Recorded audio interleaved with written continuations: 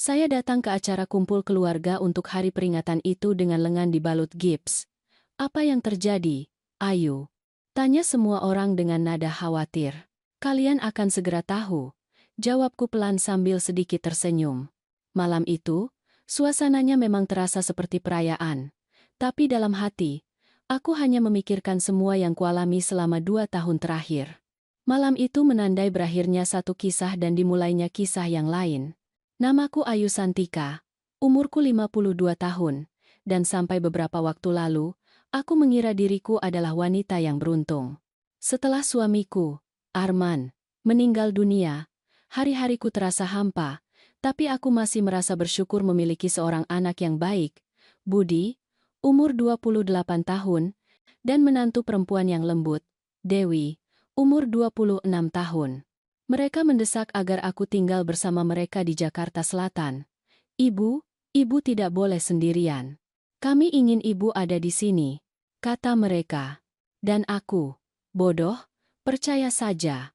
Aku menjual rumah lama dan pindah ke tempat mereka di daerah kota kecil di Jawa.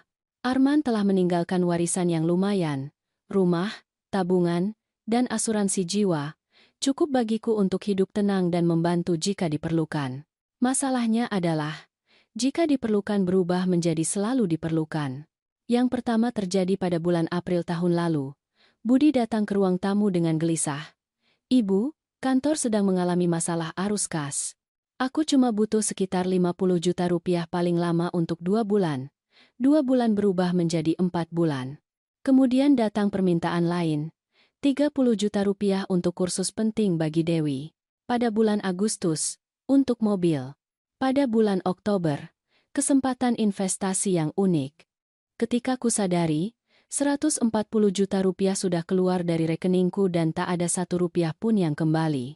Namun, kejutan sesungguhnya datang pada bulan Desember. Aku sedang membuat kopi ketika, melalui saluran ventilasi dari kamar mereka, aku mendengar percakapan yang membuat darahku membeku. Menurutmu kapan si tua itu akan meninggal dunia? Tanya Dewi dengan suara dingin, seolah sedang mengomentari cuaca. Dewi, jangan bicara begitu, jawab Budi dengan gugup. Kenapa? Dia baru 52 tahun. Dia bisa hidup 30 tahun lagi. Kita tidak bisa menunggu selama itu. Maksudmu apa? Kita bisa bersiap atau setidaknya memastikan semuanya atas nama kita ketika saatnya tiba. Aroma kopi bercampur dengan rasa pahit ketakutan. Menantuku berbicara tentang kematianku seolah sedang merencanakan pembelian yang dicicil. Sejak saat itu, sesuatu dalam diriku mati, Ayu yang polos, yang berpikir bahwa kasih sayang keluarga sudah cukup. Pada minggu-minggu berikutnya, aku mulai memperhatikan mereka dengan mata baru. Setiap ibu tidur nyenyak. Setiap pelukan terasa seperti latihan. Mereka bukan lagi anak dan menantuku. Mereka adalah 2 orang asing dengan senyum palsu. Pada bulan Januari, aku mengambil keputusan secara diam-diam. Aku bilang aku akan ke dokter. Padahal aku langsung menuju bank. Manajer bank, Bapak Lukman, menyambutku dengan terkejut. Sudah lama saya tidak melihat ibu tanpa Budi. Bu Ayu. Ya, Bapak Lukman, hari ini saya datang sendiri. Saya ingin melihat semua rekening koran dan kartu saya. Disitulah aku menemukan seberapa besar kerugiannya. Penarikan kecil mingguan, selalu pada hari Jumat, saat aku sedang kelas senam air. 500 ribu rupiah di sini, 1 juta rupiah di sana, totalnya 35 juta rupiah. Dicuri sedikit demi sedikit oleh tangan anakku sendiri. Ibu, semua penarikan ini menggunakan kartu dan sandi ibu. Tentu saja, karena Budi membantuku menghafal sandi baru, jawabku dengan suara mantap.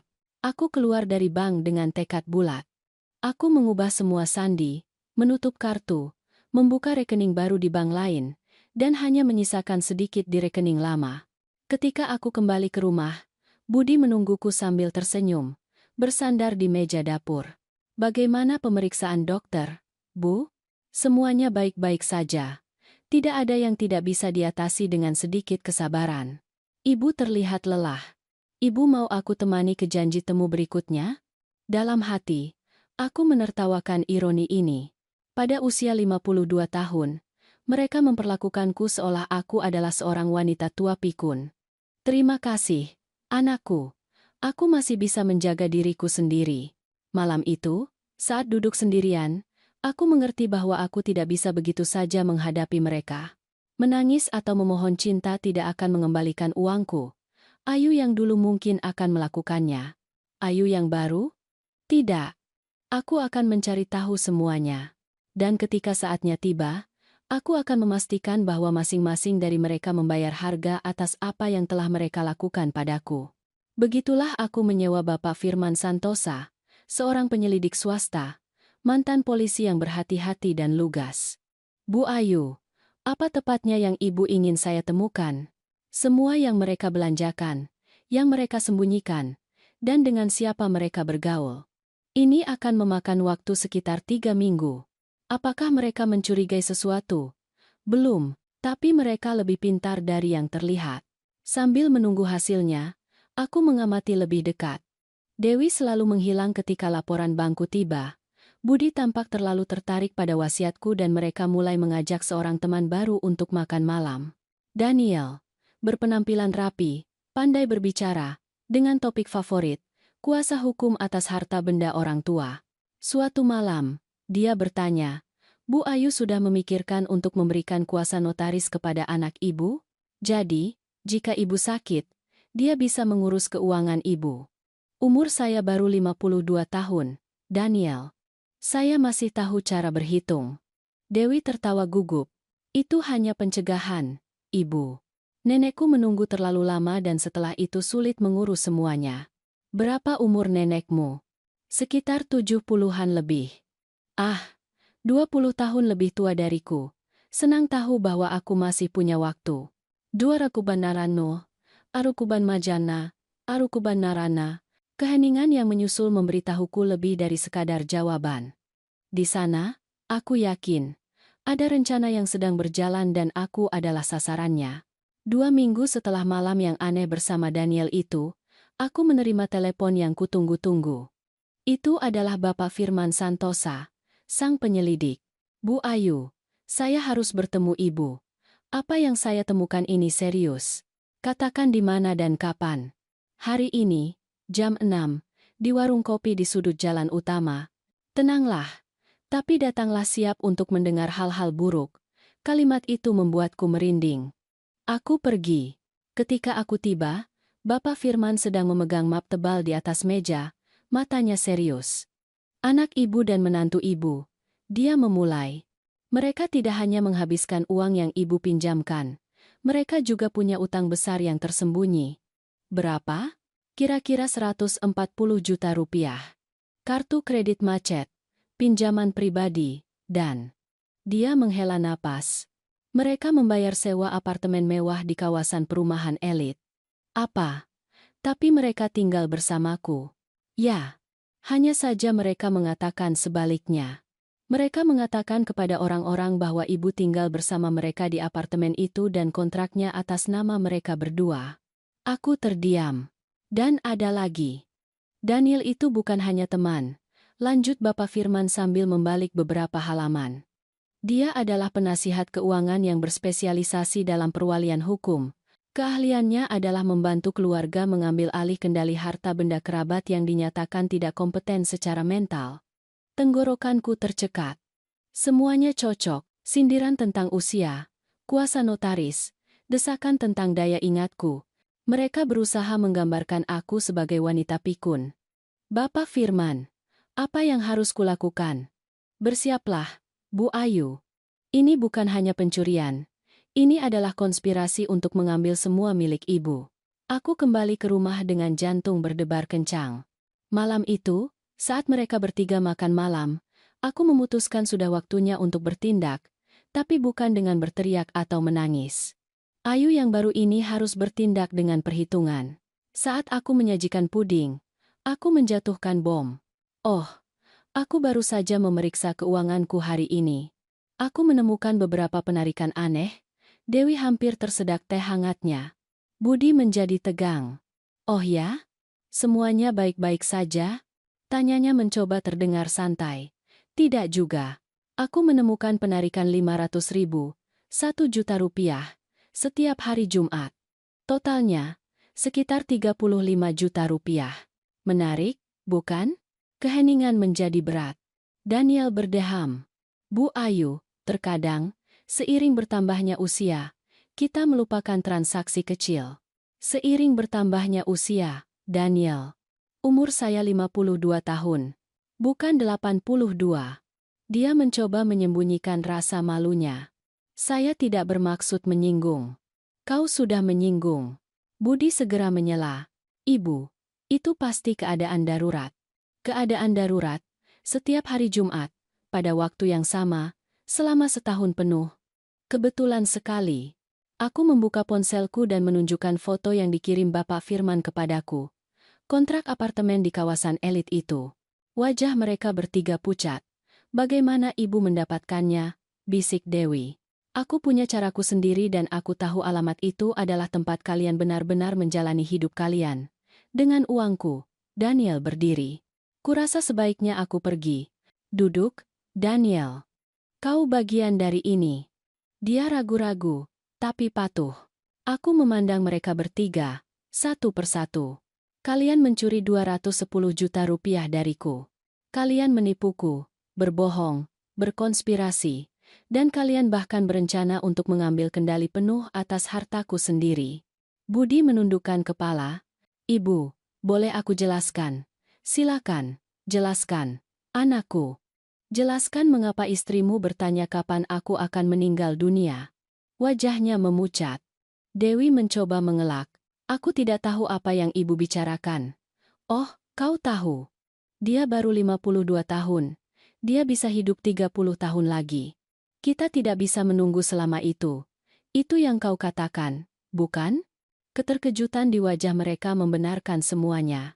Saluran ventilasi rumah ini membawa lebih dari sekadar udara. Nak, mereka membawakan kepadaku suara kegelapan kalian. Daniel mencoba berdiri lagi. Ini tidak masuk akal.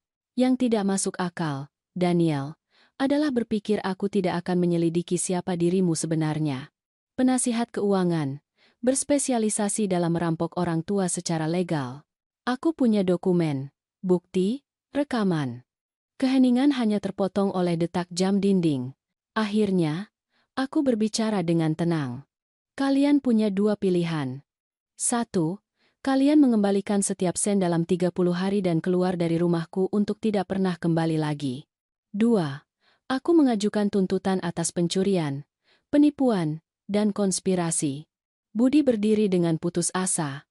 Ibu tidak bisa melakukan ini pada kami. Aku bisa dan akan melakukannya.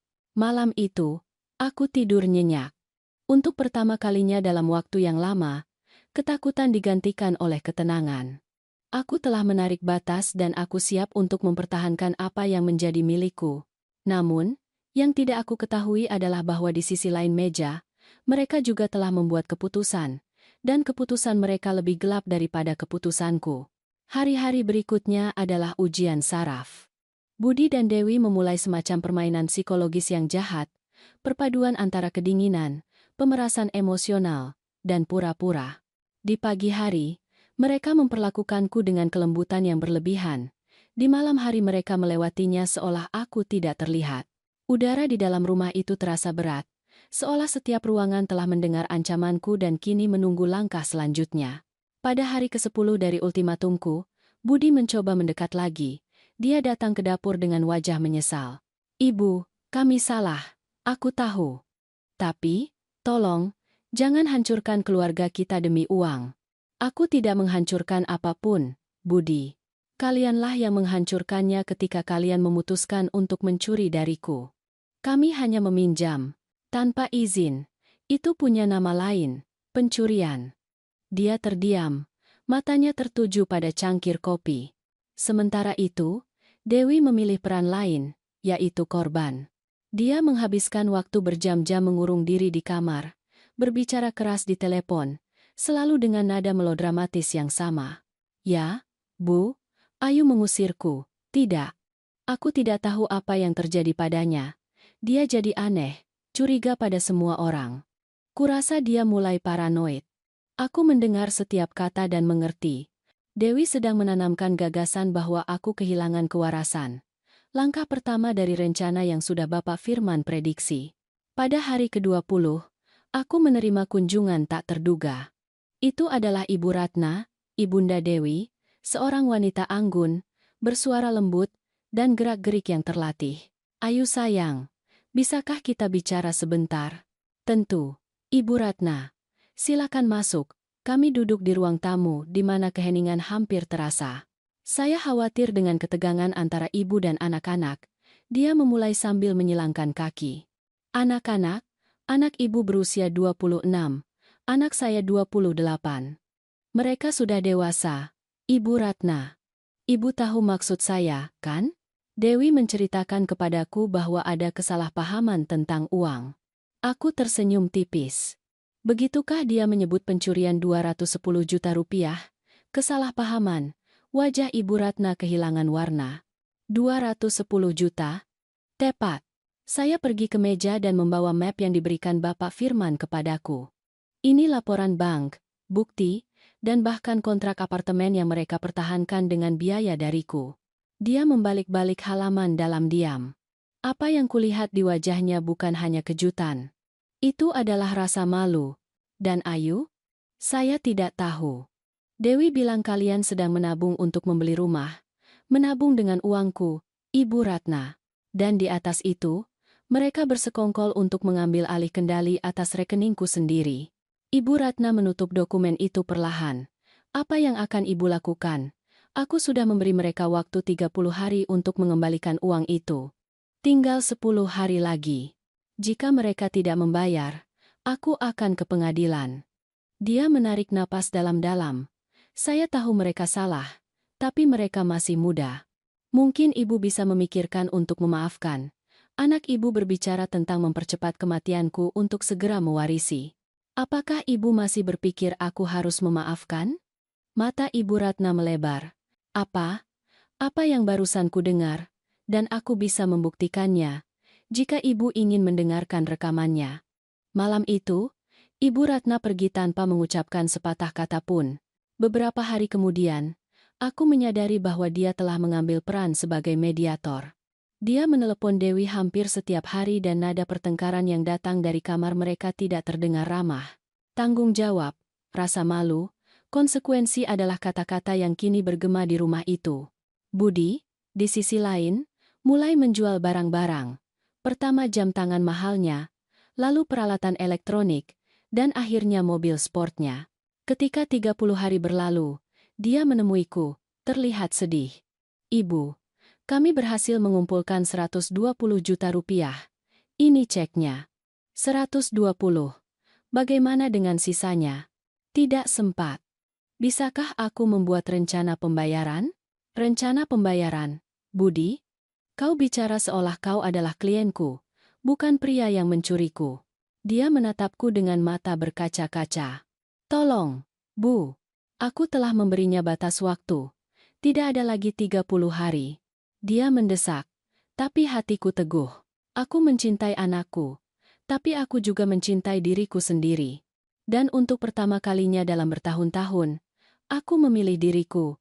Keesokan paginya, aku pergi ke kantor pengacara Rina, yang direkomendasikan Bapak Firman.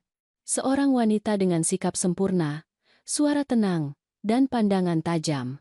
Setelah membaca semua dokumen, dia mengangkat kepala dan berkata, Bu Ayu, Ibu punya kasus penipuan dan penggelapan yang kuat. Jika kita lanjutkan ini, mereka bisa dipenjara 2-8 tahun. Dan jika saya tidak ingin mengirim anak saya sendiri ke penjara, satu-satunya alternatif adalah pengembalian dana penuh, segera, dan penandatanganan perjanjian formal. Aku meninggalkan kantor dengan tekad untuk berpikir, tetapi ketika aku tiba di rumah, ada yang salah. Pintu depan terbuka, kamar mereka kosong, setengah dari pakaian mereka hilang, tas-tas terbuka, tas-tas terbuka. Di atas meja, setumpuk kertas. Di antaranya, aku menemukan sesuatu yang membuat lantai serasa hilang dari bawah kakiku. Kutipan harga dari pengacara yang berspesialisasi dalam perwalian ketidakmampuan, dan melekat padanya, sebuah tulisan tangan Dewi. Gejala yang harus didokumentasikan. kehilangan memori, paranoia, perilaku tak menentu, tuduhan tidak berdasar, keputusan keuangan impulsif. Daniel bilang dengan 3 bulan catatan, kita bisa mendapatkan perwalian. Setelah itu, semuanya akan jadi milik kita. Mereka melarikan diri, tapi bukan untuk menyerah. Mereka melarikan diri untuk menyusun kembali dan memulai serangan balik. Aku segera menelepon Rina. Dia mendengarkan semuanya dalam diam dan kemudian berkata dengan tegas, Ayu, ini mengubah segalanya. Sekarang ini bukan hanya pencurian. Ini adalah konspirasi untuk melakukan penipuan serius. Apa yang harus kulakukan? Besok kita akan mengajukan tuntutan dan sewa keamanan swasta. Jangan remehkan bahayanya. Malam itu, saat aku mengunci setiap pintu rumah, aku menyadari bahwa aku tidak lagi hanya melindungi uangku. Aku berjuang untuk kebebasanku, dan mungkin untuk hidupku. Keesokan harinya, aku tiba di kejaksaan dengan tangan berkeringat dan jantung berdebar. Sudah waktunya untuk meresmikan tuntutan. Bapak Firman menemaniku, dan pengacara Rina sudah menyiapkan semua dokumen. Aku tidak membayangkan bahwa, pada saat yang sama, anak dan menantuku sendiri juga bergerak melawanku. Saat aku menunggu untuk dipanggil, ponselku berdering. Nomor tidak dikenal. Halo? Bu Ayu Santika? Itu adalah suara Daniel yang tenang dan arogan. Kau mau apa, Daniel? Kurasa kita bisa menyelesaikan ini dengan cara beradab. Tidak ada lagi yang perlu diselesaikan. Sebaliknya, aku punya tawaran yang bisa menghindarkan masalah hukum untukmu. Kau mengancamku, hanya menawarkan jalan keluar yang bermartabat. Aku memejamkan mata mencoba menahan amarah. Di mana Budi dan Dewi? Di tempat yang aman, mengingat ancaman yang kau buat terhadap mereka. Ancaman, menuntut apa yang menjadi milikku menjadi ancaman sekarang. Kau menjadi impulsif. Wajar saja, pada usia ini, nalar mulai goyah. Aku terdiam sejenak. Itu persis seperti yang Bapak Firman prediksi. Mereka sedang membangun narasi bahwa aku mengalami gangguan mental. Daniel, umur saya 52 tahun. Nalar saya sempurna. Itu yang dikatakan semua orang. Bu Ayu. Sampai, tidak sempurna lagi. Aku menutup telepon dengan gemetar karena marah. Tapi, jauh di lubuk hati, aku tahu pukulan mereka lebih cerdas daripada senjata apapun. Mereka ingin menghancurkan kredibilitasku sebelum mereka menghancurkan kebebasanku. Rina langsung bertindak ketika ku ceritakan. Ayu, jangan menunggu. Kita harus bertindak sekarang. Mereka akan mencoba mengklaim bahwa ibu tidak memiliki kondisi mental untuk mengurus uang ibu sendiri dan meyakinkan hakim akan hal itu. Lalu, mereka mendapatkan semuanya.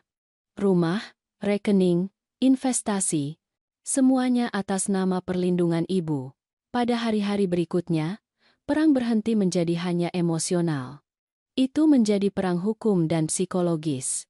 Aku menerima surat panggilan.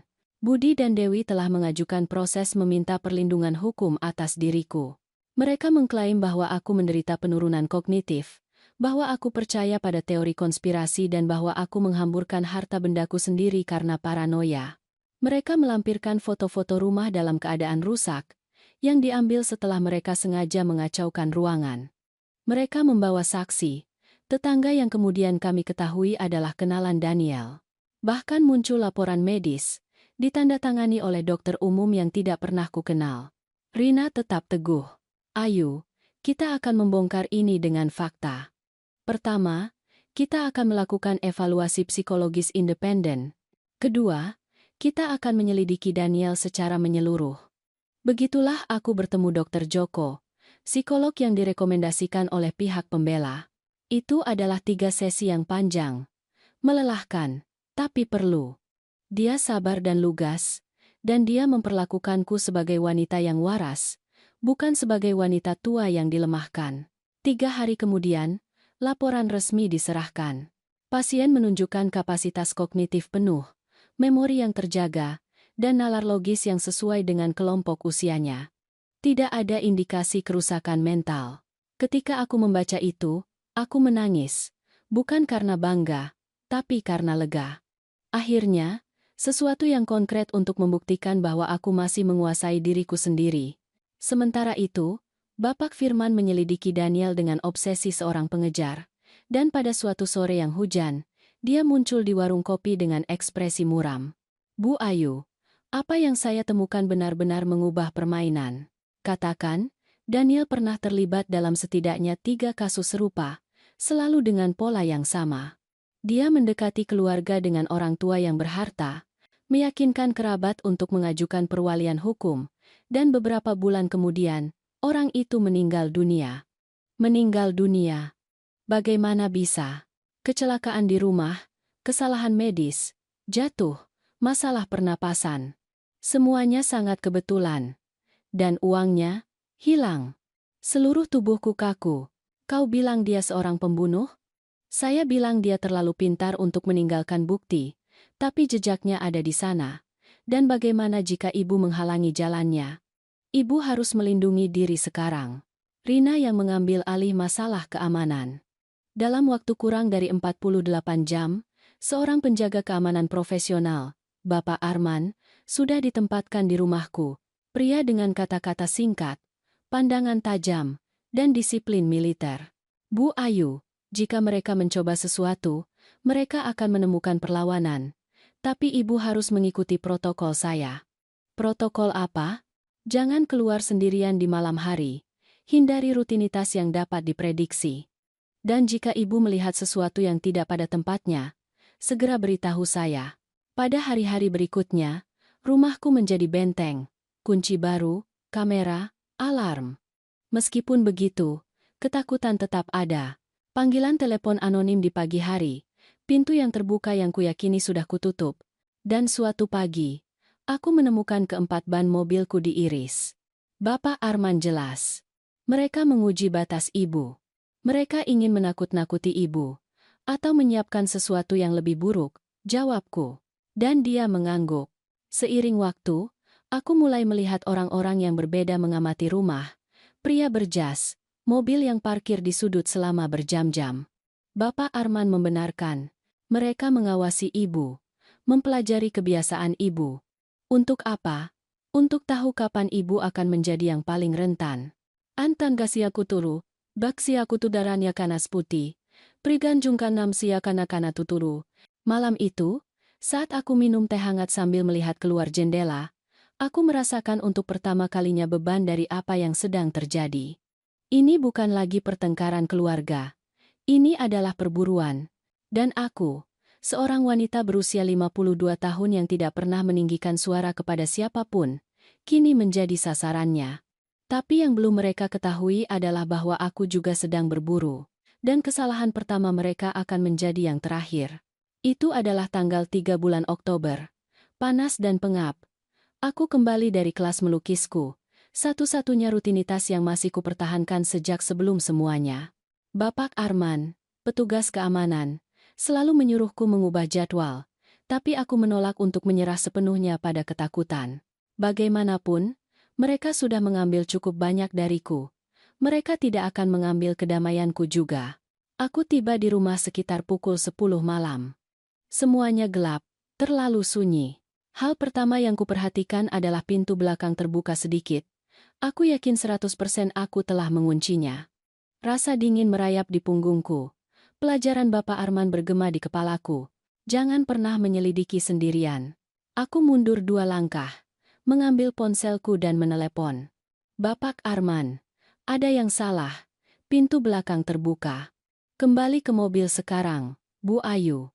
Masuk ke mobil dan kunci pintunya. Saya sedang dalam perjalanan. Aku melakukan persis seperti itu. 5 menit kemudian, dia tiba dengan 2 agen lagi. Mereka masuk melalui depan, bersenjata, taktis, sementara aku menunggu di dalam mobil dengan tangan gemetar di atas kemudi. 20 menit terasa seperti berjam-jam. Ketika Bapak Arman akhirnya keluar, ekspresinya serius. Kami menemukan alat perekam tersembunyi di kamar ibu dan di ruang tamu. Apa? Mikrofon berpresisi tinggi dan tanda-tanda bahwa seseorang menggeser dokumen ibu. Daniel, gumamku. Mungkin. Mereka telah memantau ibu selama berminggu-minggu, mungkin berbulan-bulan. Tak lama kemudian, polisi tiba. Komandan yang bertanggung jawab atas kasus itu Komandan Hermawan, memeriksa perangkat itu. Ini adalah kejahatan invasi dan pelanggaran privasi. Mereka ingin menghancurkanku, Komandan. Atau menakut-nakuti ibu sampai ibu terlihat tidak stabil, jawabnya. Dan jika itu tujuannya, itu lebih serius dari yang terlihat. Polisi memasang kamera mereka sendiri, tersembunyi, dengan pelacakan jarak jauh. Sejak hari itu, rumahku menjadi panggung operasi polisi. Dan aku, seorang wanita yang diawasi dari semua sisi, oleh musuh dan oleh mereka yang mencoba melindungiku. 3 malam kemudian, saat aku makan malam sendirian, telepon berdering. Itu nomor Budi. Ibu, kita harus bicara. Kita tidak punya apa-apa lagi untuk dibicarakan Budi. Punya, Bu. Ini sudah di luar kendali. Ini di luar kendali ketika kalian memutuskan untuk mencuriku. Tolong, Bu. Hanya aku dan ibu. Di tempat netral. Ada sesuatu dalam suaranya. Perpaduan antara ketakutan dan keputusasaan yang membuatku ragu-ragu. Bapak Arman menganggapnya berisiko. Komandan juga. Tapi Bapak Firman menyarankan. Mungkin dia benar-benar ingin membantu. Dan, jika itu jebakan, kita akan siap. Kami memutuskan untuk mengatur pertemuan di warung kopi yang ramai. Di lingkungan tempat aku biasa membawanya ketika dia masih kecil. Bapak Arman akan mengikutiku dari kejauhan. Aku membawa mikrofon tersembunyi di kalungku. Setiap kata akan direkam. Budi datang terlambat 10 menit. Dia tidak dapat dikenali. Kurus, sedih, dengan kantung mata hitam dan pandangan kosong. Ibu, terima kasih sudah datang. Kau mau apa, Budi? Pertama, maafkan aku. Untuk semuanya. Aku menghancurkan segalanya. Tapi ibu harus keluar dari rumah sekarang. Apa? Daniel bukan seperti yang dia katakan. Dan Dewi, dia terlibat sangat dalam. Aku tetap diam. Jantungku berdebar. Terlibat dalam hal apa? Rencananya bukan hanya mengambil perwalian ibu. Daniel ingin sesuatu yang lebih definitif. Butuh waktu sedetik bagiku untuk mengerti. Definitif? Maksudmu apa, Budi? Dia menundukkan kepala. Ibu, kurasa mereka ingin membunuh ibu. Kata-katanya memotong udara seperti pisau. Aku mendengar pembicaraan. Daniel berbicara tentang menyelesaikan masalah ini untuk selamanya. Dia bilang itu akan terlihat wajar. Serangan jantung, kecelakaan. Dan Dewi tahu tentang itu. Sekarang aku tahu. Dan dia tidak peduli. Aku menarik napas dalam-dalam. Berjuang untuk menjaga suaraku tetap mantap. Dan kau? Aku, awalnya, hanya menginginkan uang. Aku bersumpah. Tapi ketika aku menyadari apa yang mereka rencanakan, aku takut, padanya dan padanya. Apalagi yang kau ketahui tentang Daniel? Apakah dia pernah melakukan ini sebelumnya? Aku menemukan dokumen di komputer Dewi. Foto-foto orang lain, orang tua. Semua meninggal dunia tak lama setelah dia mengambil alih perwalian. Kata-katanya membenarkan semua yang telah ditemukan Bapak Firman. Daniel bukan hanya seorang manipulator. Dia adalah predator berantai. Dan sekarang aku adalah mangsa berikutnya. Budi melanjutkan dengan cemas. Ibu harus keluar dari rumah. Daniel sudah menyiapkan langkah selanjutnya. Apa? Dia bilang dalam seminggu semuanya akan selesai. Dia berbicara tentang seorang teknisi yang akan memasang sesuatu di sistem rumah. Aku menatapnya dengan wajah dingin. Di sistem rumah, aku pikir itu bohong. Tapi sekarang, dia berhenti dengan air mata di matanya. Sekarang aku yakin itu nyata. Ketika aku meninggalkan warung kopi itu, aku merasa seolah hidup dalam film kriminal. Tapi itu adalah hidupku. Dan penjahat itu tidak hanya bebas. Dia merencanakan kematianku. Bapak Arman mendengarkan seluruh rekaman di mobil. Dalam diam, dia mungkin mengatakan yang sebenarnya, simpulnya. Dan jika iya, kita harus bertindak cepat. Apa yang kau sarankan? Mengubah perangkap mereka menjadi perangkap bagi mereka. Minggu-minggu berikutnya, Rina dan Komandan Hermawan menyusun rencana. Mereka tahu Daniel dan Dewi akan terus percaya bahwa aku sendirian, rentan, dan dilemahkan. Dan itulah yang akan kupura-purakan. Tujuannya sederhana, biarkan mereka bertindak, tapi dengan polisi menunggu mereka. Ayu Santika, akan menjadi umpannya. Itu berisiko, itu berbahaya. Tapi itu satu-satunya cara untuk memastikan tidak ada orang lain yang jatuh ke tangan pria itu. Dan untuk pertama kalinya dalam waktu yang lama, aku merasakan sensasi kekuatan yang aneh. Ketakutan masih ada, tentu saja. Tapi sekarang ia berjalan di sampingku, tidak lagi di depanku. Hari-hari yang menyusul adalah ketegangan yang diperhitungkan. Setiap langkah, setiap rutinitas, setiap kunjungan keluar, kini menjadi bagian dari papan catur di mana satu langkah yang salah bisa berakibat fatal. Rina, sang pengacara, mengordinasikan semuanya dengan presisi. Bapak Arman menjaga keamanan, dan Komandan Hermawan diam-diam mengawasi pergerakan Daniel dan Dewi. Aku adalah pusat dari operasi senyap, dan aku berpura-pura tidak tahu apa-apa. Bu Ayu, kata Bapak Arman, sambil menyesuaikan alat komunikasi di belakang telingaku. Mulai sekarang, ibu adalah seorang aktris. Berpura-puralah menjadi wanita tak berdaya yang mereka pikirkan.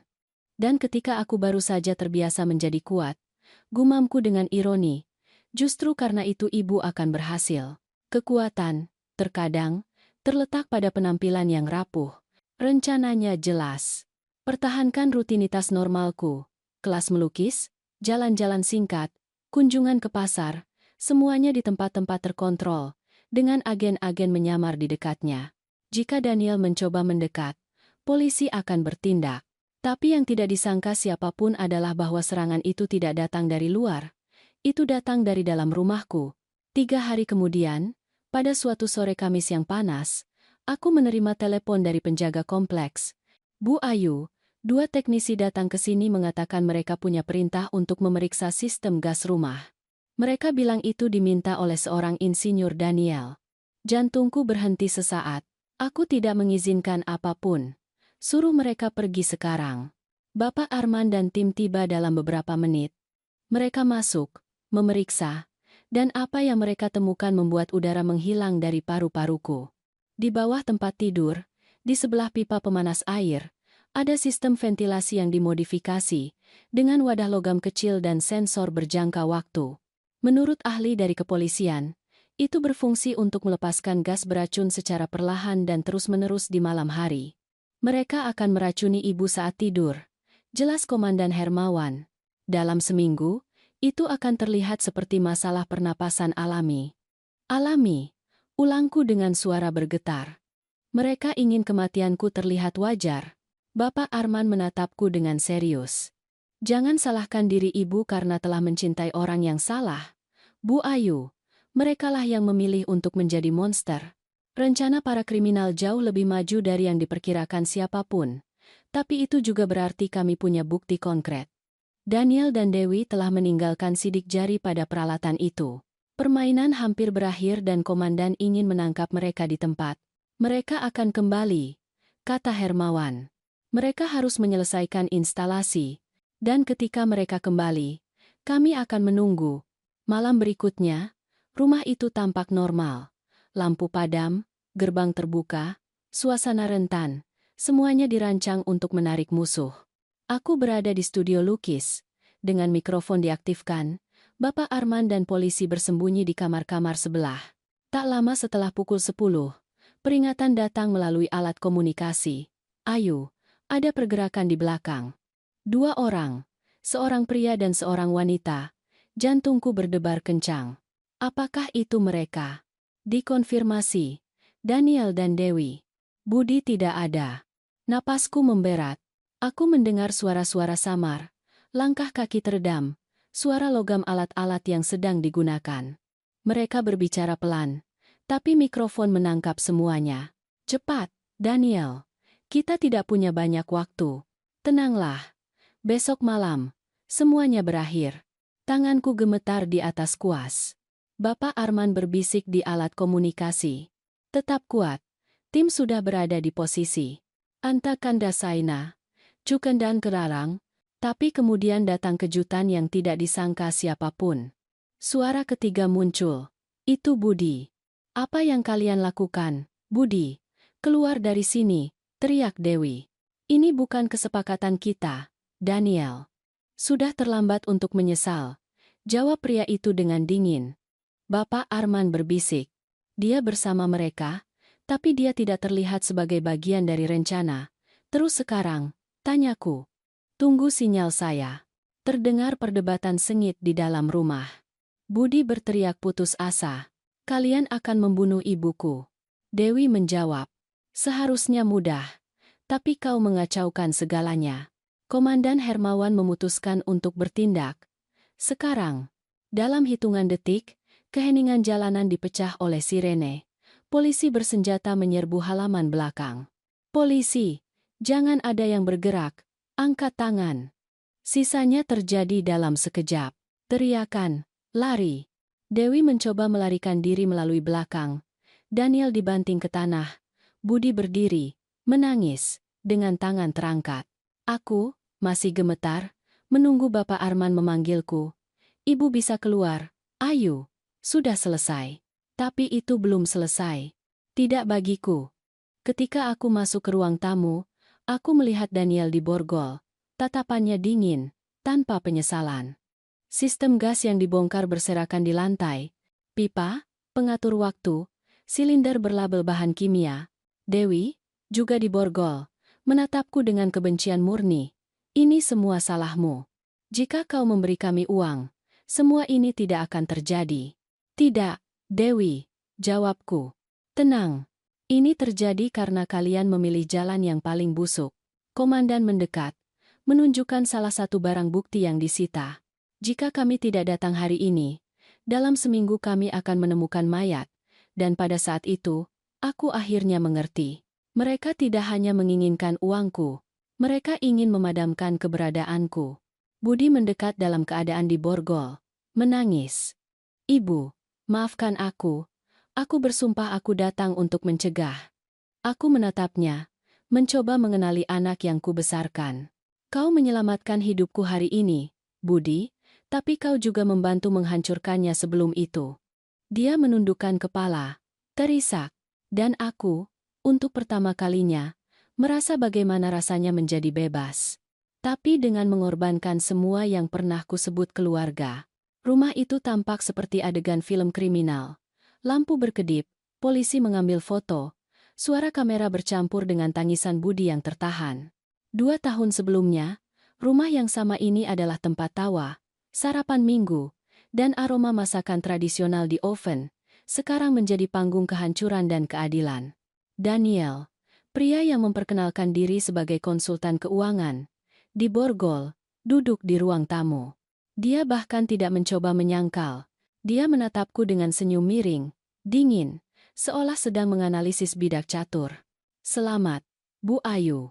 Ibu menang, katanya dengan nada sinis. Tidak, jawabku tegas. Aku selamat. Kau, Daniel, yang kalah. Dia menunduk, masih sombong, tapi diam. Dewi, sebaliknya, menggeliat karena kebencian. Kau menghancurkan hidup kami, teriaknya. Aku, tanyaku dengan tenang. Atau kau yang memutuskan untuk mencoba mengakhiri hidupku? Komandan Hermawan menyela. Ibu, jangan buang waktu berdebat dengan para kriminal. Mereka akan membayar untuk semuanya.